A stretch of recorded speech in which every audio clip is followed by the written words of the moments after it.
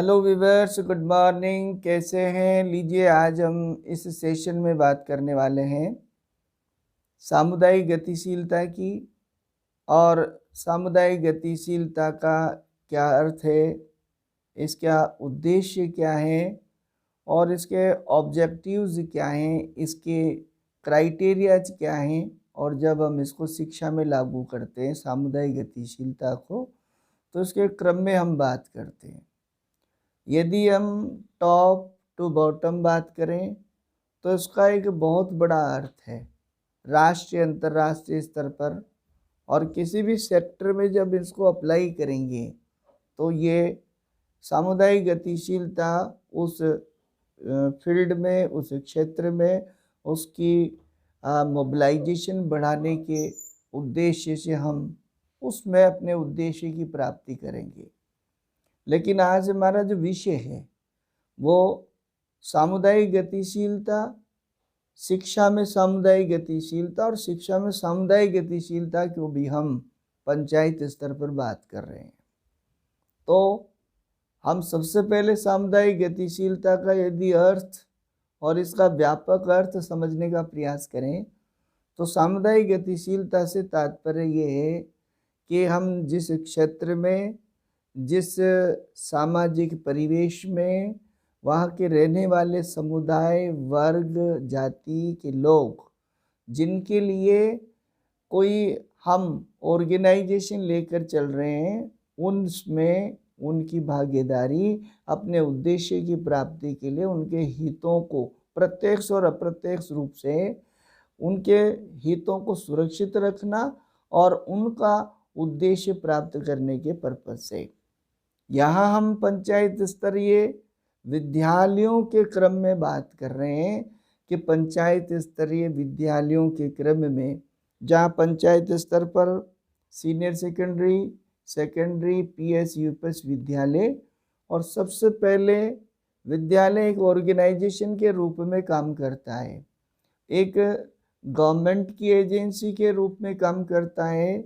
लेकिन ये पर्याप्त नहीं है कि गवर्नमेंट हर व्यवस्था कर पाए। और इसलिए चूंकि गवर्नमेंट का जो ऑर्गेनाइजेशन है, जैसे हम स्कूल शिक्षा की बात कर रहे हैं, जनता के लिए, जनता के हितों के लिए, और विशेष रूप से शिक्षा का मतलब है उनके बालक बालिकाओं के सर्वांगीण विकास के लिए।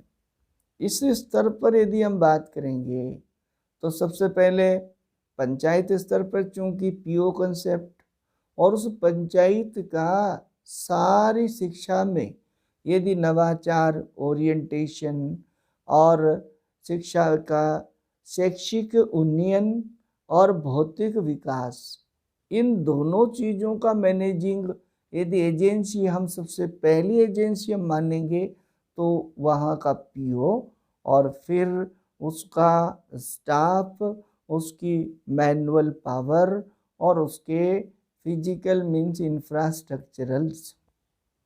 अब सबसे पहले जो वहाँ का ऑर्गेनाइजर है, वहाँ का जो मैनेजर, वहाँ का जो पीओ है, अपने स्टाफ के साथ सबसे पहले उस परिवेश के क्रम में जिस पंचायत में उसे शिक्षा देनी है, जहाँ के बालक बालिकाओं को शिक्षा देनी है, उसके क्रम में सामाजिक और भौतिक और शैक्षिक तीनों स्तर से उसे पहले वहाँ का स्टडी करना पड़ेगा।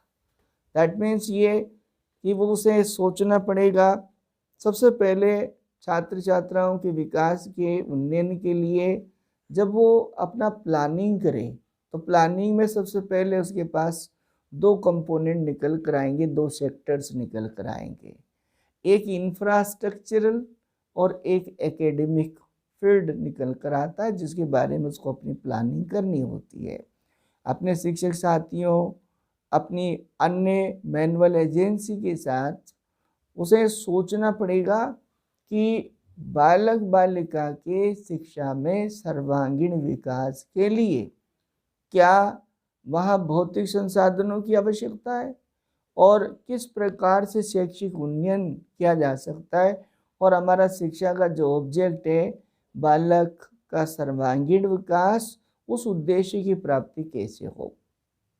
इसके लिए उसे सबसे पहले ये देखना पड़ेगा कि जो गवर्नमेंट के द्वारा एजेंसी डेप्यूट है, मैनुअल पावर, इंफ्रास्ट्रक्चरल पावर, अन्य आपके संसाधन, उन संसाधनों के साथ हमारा सबसे पहला ये ध्यान जाए, वहाँ के उस ऑर्गेनाइजर को प्लानिंग में ये आए कि जिन बालक बालिकाओं के लिए हम शिक्षा का ये उपक्रम लेकर चल रहे हैं, उसमें सबसे बड़ी भागीदारी समाज की, समुदाय की कितनी भागीदारी है। उस क्षेत्र के सामाजिक, धार्मिक और इकोनॉमिकल, यहाँ तक कि वहाँ के ज्योग्राफिकल रेफरेंस में उसे स्टडी करनी पड़ेगी, और वहाँ की मैनुअल रिसोर्सेस और फिजिकल रिसोर्सेज को अपने ऑर्गेनाइजेशन में एक्टिव मोड पर लाने के लिए विचारना पड़ेगा। और जब ये ऑर्गेनाइजर ये करने बैठता है, जब हम शिक्षा में शैक्षिक उन्नयन की बात करने बैठते हैं, इंफ्रास्ट्रक्चरल बात करने बैठते हैं, तो सबसे पहले ये बात आएगी कि कम्युनिटी मोबिलाइजेशन है या नहीं। सरकार के द्वारा कम्युनिटी मोबिलाइजेशन के क्रम में ऑफिशियल हमारे साथ बहुत सारे ऐसे ऑब्जेक्ट्स हैं, कंपोनेंट्स हैं, जिसके माध्यम से हम कम्युनिटी को सक्रिय बनाएं और कम्युनिटी को उसकी लाइबिलिटीज़ और उसकी ड्यूटीज़, उसकी रेस्पॉन्सिबिलिटीज़ समय समय पर उसको पार्टिसिपेंट बनाकर उसको अवगत कराएं, ताकि वो अपना सक्रिय रोल अदा कर सके।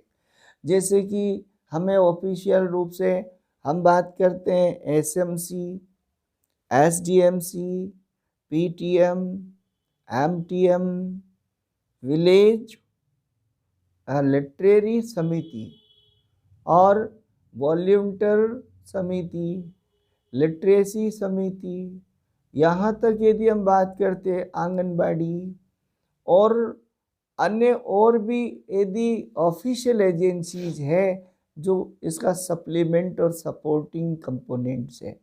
लेकिन इसके अलावा हमें सोशल बेस पर भी यदि हम सोचेंगे तो बहुत सारी और भी एजेंसीज ऐसी हो सकती है, जैसे वहाँ के कल्चरल बैकग्राउंड, रिलीजियस बैकग्राउंड के आधार पर धार्मिक, जैसे धार्मिक धर्म गुरु है, सोशल रिफॉर्मर्स हैं, या वहाँ की रिलीजियस समितियाँ हैं, वहाँ के एक्स सर्विसमैन हैं, इन एक्टिव वर्किंग सर्विसमैन हैं, इल्यूमिनाइट्स हैं, अच्छे प्रोस्परस बिजनेसमैन हैं और इंटेलेक्चुअल इंटरेस्ट रखने वाले और अपने जीवन का अनुभव रखने वाले लोग हैं। इसके अलावा यदि जनप्रतिनिधियों की हम बात करते हैं तो वहाँ जैसे जनप्रतिनिधियों में सरपंच है, वहाँ के वार्ड पंच है, पंच है, प्रधान है और अन्य और भी उस लोकल एरिया के अंदर इस तरह के जनप्रतिनिधि हैं। उन सब को, और सबसे इन सब के अलावा भी एक और हमारे पास जो अभिभावक है, वो सारे सामुदायिक गतिविधि का कंपोनेंट है और उन्हें एक्टिव मोड पर लाना, दैट मीन्स हमारे उद्देश्य की प्राप्ति में गति आना, न केवल गति आना बल्कि अपेक्षित उद्देश्यों को प्राप्त करना। हमारा एम जो शिक्षा का वो ये है कि बालक बालिका का सर्वांगीण विकास करना। अब हम जब इन सब कंपोनेंट्स के माध्यम से यहाँ की इन सारे समुदाय को समय समय पर हमें चांसेस ढूंढने पड़ते हैं। चांसेस में हमारे पास कल्चरल एक्टिविटीज़ भी हो सकती है, फेस्टिवल्स भी हो सकते हैं और सोशल उनके अपने उस एरिया, उस क्षेत्र विशेष के कार्यक्रम से हैं, उनके शादी ब्याह हैं, उनके अन्य और भी ऐसे सोशल एक्टिविटीज़ हैं जिनमें हमें उनको मोटिवेट करने के पर्पज़ से उनका हमें पार्ट बनना पड़ेगा और हमें ये चांसेस तलाशने पड़ेंगे कि हम उनके कांटेक्ट में आए और जब वो हमारे कांटेक्ट में आएंगे, हम उनके कांटेक्ट में आएंगे, तो निश्चित तौर पर एक क्रिया जिसे हम बोलते हैं इंटरेक्शन होगा। और अंतःक्रिया जब होगी, अंतःक्रिया होगी तो रिजल्ट आएगा। हमारे पास डिपार्टमेंटली बहुत सारे कंपोनेंट्स, जैसे हम एसएमसी समय समय पर एसडीएमसी की गतिविधियां, पीटीएम, एमटीएम, इनके माध्यम से भी ये सारा जो समुदाय है विद्यालय तक पहुंचता है, विद्यालय उन तक पहुंचता है। इसी गतिविधियों के माध्यम से सबसे पहले हम उन्हें उनका कर्तव्य बोध कराएं, उन्हें उनकी लाइबिलिटीज, उनका अपना विद्यालय है ये उनको महसूस हम कराएं। जब उन्हें महसूस होने लगेगा तो हम उन्हें उनका कर्तव्य बोध कराएंगे कि उनकी क्या क्या लाइबिलिटीज़ हैं। और मुझे उम्मीद है कि यदि हमने उनकी लाइबिलिटीज़, उनकी ड्यूटीज़ उन्हें बताई और उन्हें समझ में आई, चूँकि उसमें मेन चीज़, मुख्य जो बात है वो ये है कि ये सब प्रत्यक्ष अप्रत्यक्ष रूप से उन्हीं के हित में है। बालक बालिका विद्यालय में नामांकित उनके गांव के, उनके रिश्तेदार, उनके पड़ोसी, इट मीन्स ये होता है कि यदि हम उन्हें ये बताते हैं कि आज का बालक कल का नागरिक है और शिक्षा ही एक ऐसा माध्यम है जिसके माध्यम से हम उस नागरिक को, कल के नागरिक को एक सुसंस्कारित और एक अच्छा सफल नागरिक बना सकते हैं। और ये उसे देगा, ये उसे मिलेगा शिक्षा के माध्यम से। तो जब हमारा ऑर्गेनाइजर ये रणनीति बनाता है तो उसके सामने सारे ऑब्जेक्ट्स निकल कर आएंगे। सबसे पहली आवश्यकता पड़ती है इंफ्रास्ट्रक्चरल्स, और इंफ्रास्ट्रक्चरल्स में कक्षों की संख्या, वहाँ बच्चों के लिए परम आवश्यक जो आवश्यकताएं जो है, उनके शौचालय, उनके पानी की व्यवस्था, हम स्टाफ के लिए कंप्यूटर लैब या और भी बहुत सारे ऐसे संसाधन, भौतिक संसाधन जो परम आवश्यक है, उनको जुटाना।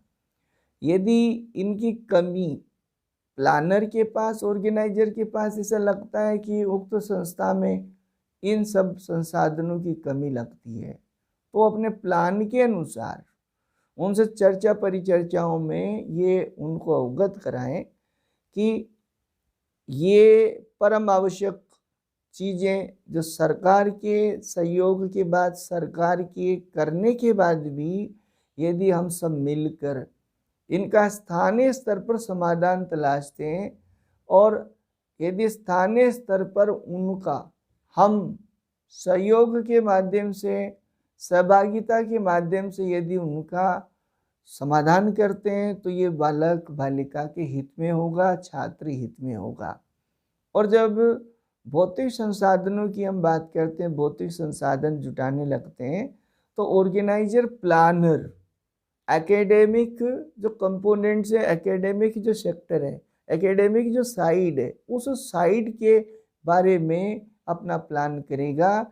और जब वो नवाचार, seminars, schedule work, job chart, इसके अनुसार यदि अपनी रणनीति के अनुसार अपना कार्य करता है, और जब समुदाय सहयोग देना स्टार्ट कर देता है, चूँकि हमारा सामुदायिक गतिशीलता, ये शब्द, ये वर्ड अपने आप में पर्याप्त है कि जिस समुदाय के लिए, जिस समुदाय के बीच हम ये कार्य कर रहे हैं, वो समुदाय यदि अपने उस हित को जानने के बाद सक्रिय रूप से अपना रोल अदा करता है, तो निश्चित तौर पर हमें उद्देश्य की प्राप्ति होती है। न केवल उद्देश्य की प्राप्ति होगी, बल्कि उद्देश्य नवाचारी तरीके से और गुणात्मक तरीके से हमें प्राप्त होगा। और यही मूल उद्देश्य है शिक्षा में। हमारा पंचायत स्तर पर यदि शिक्षा के क्रम में हम बात कर रहे हैं, सामुदायिक गतिशीलता की बात कर रहे हैं, तो इसका तात्पर्य इतना सा होता है के अभिभावक है, एसडीएमसी, एसएमसी, जनप्रतिनिधि, भामाशाह, वहाँ के एक्स जो इल्यूमिनाइट जो स्टूडेंट्स रहे हैं, प्रोस्परस बिजनेसमैन रहे हैं, या सामाजिक सोच रखने वाले, या धर्म गुरु, इन सब को हम ये महसूस कराएं कि यदि वो अपना सक्रिय योगदान, सक्रिय अपने सुझाव, अपनी सोच हमारे साथ मिलाकर यदि काम करें तो ये संसाधन जुटना शुरू हो जाए, और संसाधनों के जुटने से बालक बालिकाओं की जो मूलभूत आवश्यकताओं की पूर्ति होने लगेगी तो अच्छे वातावरण का निर्माण होगा। और चूंकि जब अच्छे वातावरण का निर्माण होगा तो वहाँ उस विद्यालय में पढ़ने वाले छात्र छात्राएं जब वो कंफर्टेड महसूस करना शुरू करेंगे, उनको आसानी से शैक्षिक अप्रोच बनना शुरू होगी, तो निसंदेह वहाँ अपेक्षित परिणाम भी आना शुरू होंगे। सामुदायिक गतिशीलता में सबसे बड़ी बात है कि समुदाय को स्वयं अपना कर्तव्य, अपनी ड्यूटी महसूस हो, उसे एहसास हो। इसमें एक और चीज़ सबसे बड़ी जो ध्यान रखने की है वो ये है कि समुदाय को हमें जगाना है, उसे महसूस कराना है, उसको उसके कर्तव्यों का आभास कराना है। समुदाय को हम हमारी प्लान के द्वारा, हमारी सूझबूझ के द्वारा जागृत करें, उसके उद्देश्य बताएं। जैसे बहुत सारे ऐसे सरकार के भी समय समय पर अवेयरनेस प्रोग्राम्स हैं, उन प्रोग्राम्स के बारे में हम समय समय पर उनको अवगत कराएं। सबसे बड़ी ग्रामीण क्षेत्रों में जैसे हम बात कर रहे हैं, महिला शिक्षा की बात कर रहे हैं, बालिका शिक्षा की बात कर रहे हैं, तो ऑर्गेनाइजर ने अपने प्लानिंग में, अपने प्रोफाइल में, अपने वर्क प्रोफाइल में यदि इसे अपने उद्देश्यों में शामिल किया है कि यहाँ बालिका शिक्षा का प्रचार प्रसार होना चाहिए, क्योंकि हमारे देश में सामुदायिक, जातीय, धार्मिक बहुत सारे मत और मतांतर ऐसे हैं। निसंदेह आज भी, इसमें कोई शक नहीं है, आज भी बालिका शिक्षा को गाँव में इतना महत्व नहीं दिया जाता। और हमारे नामांकन के क्रम में भी यदि हम बात करते हैं, हमारे एनरोल्ड स्टूडेंट्स के जब हम रेशो की बात करते हैं तो ये बिल्कुल इस बात का गवाह है कि आज भी जिस तरह से बालिका शिक्षा को महत्व नहीं दिया जाता या उसका महत्व नहीं समझा जाता, सरकार की अनेकों योजनाएं, आज हम बात करें सरकार ज़्यादा से ज़्यादा empowerment of women, literacy to girls, और उसकी बहुत सारी योजनाएं, अपनी लाडो, अनेकों ऐसे कार्यक्रम हैं, अनेकों ऐसे अवेयरनेस कार्यक्रम हैं, ऐसे इनोवेटिव कार्यक्रम्स हैं। यदि उन योजनाओं को भी हम पूर्ण रूपेण उनके उद्देश्य के ऑब्जेक्ट के साथ भी यदि समुदाय से सरोकार कराते हैं, सरोकार कराने के साथ साथ समुदाय को एक्टिव मोड पे ले आते हैं, हमारा उद्देश्य प्राप्त हो सकता है। अब इसमें एक हमारा जो ऑर्गेनाइजर है, पंचायत स्तर की हम बात करें, पंचायत स्तर पे सबसे बड़े एजुकेशन के ऑर्गेनाइजर के रूप में हमारे पास पीओ आएगा, और पीओ की मॉनिटरिंग जो है वो अन्य अधीनस्थ विद्यालयों को वो किस तरह से इनोवेटिव अपने नवाचारों के माध्यम से इंफ्रास्ट्रक्चरल और एकेडमिक इस कंपोनेंट को या एकेडमिक उन्नयन को कैसे बढ़ाता है, ये महत्वपूर्ण बात है। अब किसी भी समाज के यदि विकास की बात करते हैं, किसी भी देश के विकास की हम बात करते हैं, तो निसंदेह है, इसमें कोई संदेह नहीं है कि जो जागेगा वो मानेगा। सबसे पहला हमारे सामने जो चैलेंज आता है वो ये आता है कि कम्युनिटी को हमें जगाना है, कम्युनिटी को हम मनाना है। और कम्युनिटी कब मानेगी? कम्युनिटी जब मानेगी उसे अपना सीधा सीधा उद्देश्य नजर आएगा। प्रत्यक्ष अप्रत्यक्ष उद्देश्य नजर आएगा। और जब ऑर्गेनाइजर इन कंपोनेंट्स के माध्यम से उसे महसूस कराता है तो निसंदेह समाज बढ़ चढ़कर योगदान देता है। हमें इंफ्रास्ट्रक्चरल सहयोग मिलना स्टार्ट होता है, हमें एकेडमिक उन्नयन की प्राप्ति होती है। इसमें मैं कुछ इस कार्यक्रम के द्वारा ये भी कहना चाहूँगा कि जो ऑर्गेनाइजर है उसकी जो टीम है, टीम वर्क से जो काम करती है, तो उसके लिए भी एक अपने जॉब के अलावा जो सबसे बड़ी बात है इसमें कि उस रेस्पॉन्सिबिलिटी जाननी है, वो स्वयं गतिशील हो, मीन्स कहने का वो स्वयं समाज से जुड़े, कम्युनिटी समुदाय से जुड़े, उसमें स्वयं में सेल्फलेसनेस हो, निस्वार्थ भावना हो, उसमें स्वयं में लीडरशिप हो, वो लीडिंग लीडर हो और वो सर्वहिताय कार्य करने की भावना से उत्प्रोत हो। और जब ये गुण उसमें होंगे, निस्वार्थ उसमें कैरेक्टराइजेशन होगा, उसका चरित्र मानव भलाई भावनाओं से परिपूरित होगा, तो ऑटोमेटिक उसका जो मैग्नेटिक ये सारा है वो समुदाय को प्रेरित करेगा और समुदाय अपना सहयोग, वांछित सहयोग अवश्य देगा। मैं इन 2-3 बातों को इलस्ट्रेटिव तरीके से बात करना चाहूँगा। रेस्पॉन्सिबिलिटी की जब बात आती है, किसी भी समाज, किसी भी समुदाय, किसी भी संस्था के विकास का पायदान यहीं से शुरू हो जाता है कि हम हमारी रेस्पॉन्सिबिलिटी समझें, और समुदाय ने रेस्पॉन्सिबिलिटी समझी है, ऑर्गेनाइजर ने समझी है, ऑर्गेनाइजर की टीम ने समझी है। तो मैं एक इलस्ट्रेशन, डॉक्टर अम्बेडकर के एक इलस्ट्रेशन से बात जोड़ना चाहूँगा। When eight midnight Dr. Ambedkar was studying, it was Mahatma Gandhi who visited him and asked, "Oh, it's 12 o'clock." Mahatma Gandhi ने जब 12 बजे रात के पढ़ते हुए अम्बेडकर को देखा तो अम्बेडकर से पूछा, भाई बहुत देर हो गई है, आप अब तक जाग रहे हैं। तो एक सिंपल सा आंसर जो साबित करता है कि व्यक्ति को, प्रत्येक व्यक्ति को अपनी जिम्मेदारी जब एहसास होगी, ज्ञान होगा, तो समुदाय के बारे में चिंतन मंथन चलेगा। और ये आंसर अम्बेडकर का आंसर बताता। अम्बेडकर ने ये कहा कि जब मेरा समाज सो रहा है तो मुझे जागना पड़ेगा, इसलिए मैं जाग रहा हूँ। दूसरा, हम मोबिलाइजेशन की बात करें कि समुदाय में मोबिलाइजेशन आए, गतिशीलता आए, मीन्स गतिशीलता, उसका सहयोग बढ़े, हमारा ऑर्गेनाइजर, उसकी टीम का सहयोग बढ़े, एक दूसरे का वो सहयोग ले, सहयोग दें, वो समन्वय बनाए।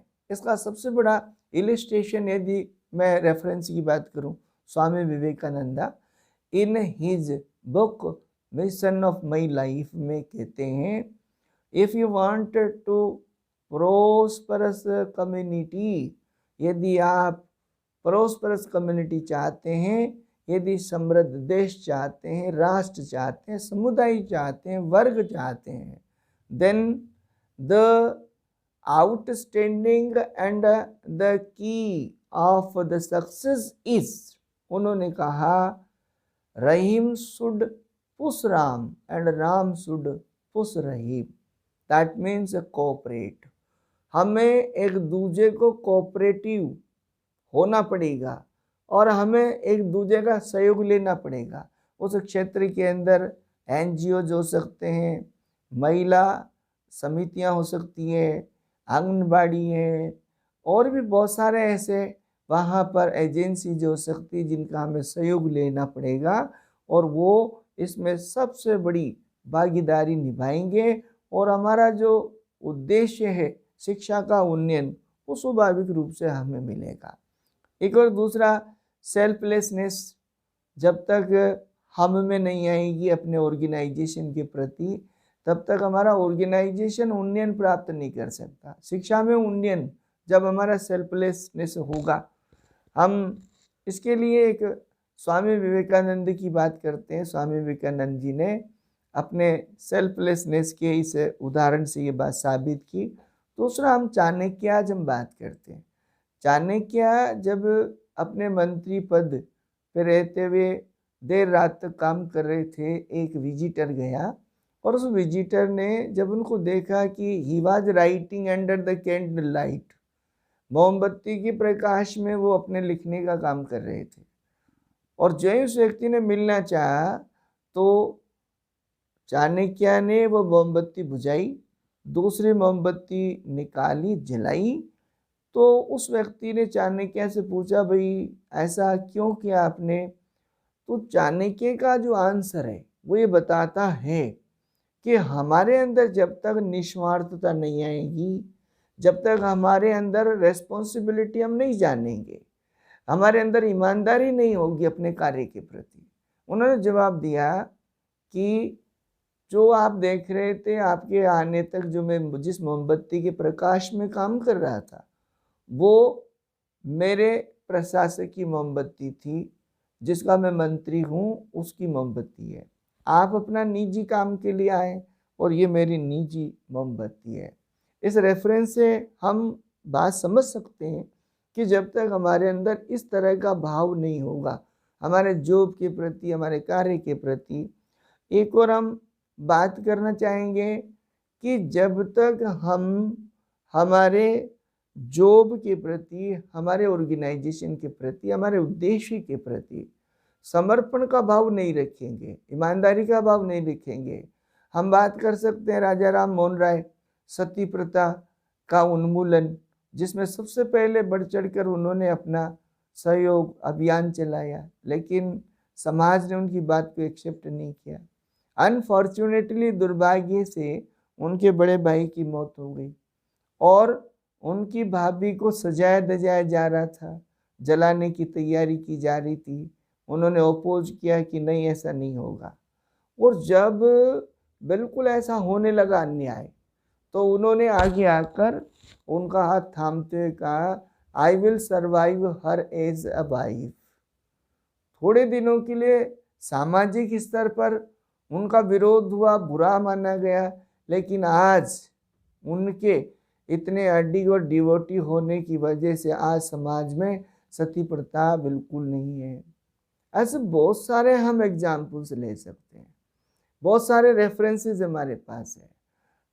इसका तात्पर्य ये होता है कि सामुदायिक गतिशीलता के क्रम में सबसे बड़ी उद्देश्य प्राप्ति में यदि हम बात करते हैं, तो जिस एरिया में, जिस क्षेत्र में हम हमारा संगठन चला रहे हैं, वहाँ के समुदाय को मुख्य धारा में, उसके उद्देश्य की मुख्य धारा में जोड़कर उनको उनका उद्देश्य प्रत्यक्ष अप्रत्यक्ष उनका लाभ यदि बताएंगे, उनका कर्तव्य बोध कराएंगे और उनको साथ लेकर हम काम करेंगे, तो हमारा ऑर्गेनाइजेशन उन्नति करेगा, हमारे ऑर्गेनाइजेशन का उद्देश्य प्राप्त होगा।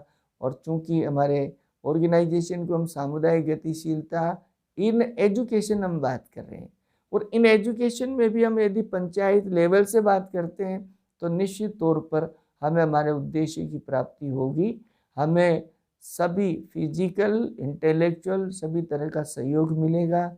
हमें यदि आवश्यकता है तो सबसे पहले हमारे कर्तव्य को जानने की, सबसे पहले हम उस कार्य को बढ़ाने के लिए, हमारे उद्देश्य को प्राप्त करने के लिए हम एक योजना बनाएं, योजनाबद्ध काम करें।